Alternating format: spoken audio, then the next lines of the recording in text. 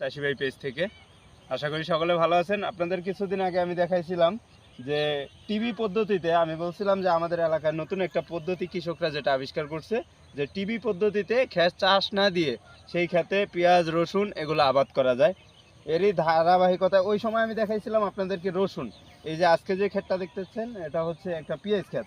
তো এটাও কিন্তু আবার হয় না, একটা খেতে দেখা যাবে পানি থাকা অবস্থায়, মানে মাটি যখন নরম ছিল ওই অবস্থায় এখানে পেঁয়াজগুলা গাইথা দেওয়া হয়েছে এবং এই যে কুটা দিয়া এগুলা ঢাইকা দেওয়া হচ্ছে।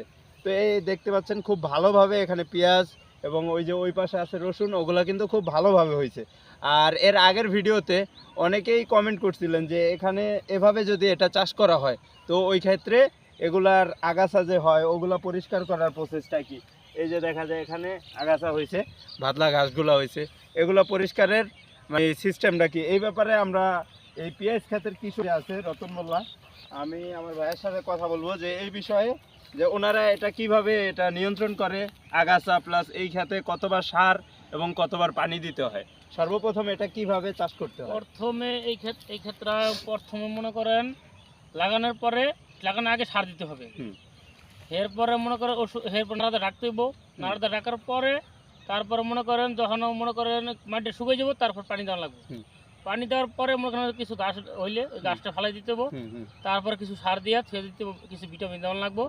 তারপরে 2 সপ্তাহ পরে আবারও মনে করেন ক্ষেত্রে যদি মাটি শুকিয়ে যায় মাটিতে আবারও পানি দেওয়া লাগবে। পানি দিলে তাইলে মনে করেন আপনার ক্ষেতের মাটি নরম হবো, 2টা গাছ থাকলে ওই গাছটা উঠিয়ে ফালাই দিব, বাস সবল মানে যেটা আছে সুন্দর হবে। এবং এখানে একটা বিষয় হচ্ছে যে ঘাস হয় বা যে আগাছা হয় এগুলা উঠানো বাধ্যতামূলক না, কারণ এখানে কিন্তু প্রত্যেকটা পেঁয়াজ আলাদা আলাদা আছে। এই যে দুকলা গাছটা দেখতেছেন, এই দুকলা গাছটার ওষুধ আছে।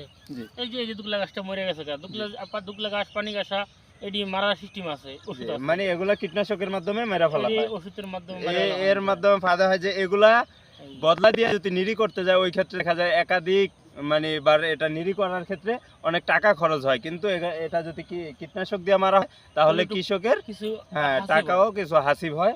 এটাই বলতেছিল আমাদের কৃষক রতন মোল্লা। তো দেখতে পাচ্ছেন খুব ভালোভাবে এখানে কিন্তু খুব ছোট আকারে করা হয়েছে এরকম না, পুরা যে এরিয়া আছে আশেপাশের 80% জমি কিন্তু এভাবেই করা হয়েছে কারণ এটা অনেক আগুর করা যাইতেছে, অনেক সুন্দরভাবে করা যাইতেছে, আর কৃষকরা এভাবে ফসল করে তারা লাভবান হচ্ছে।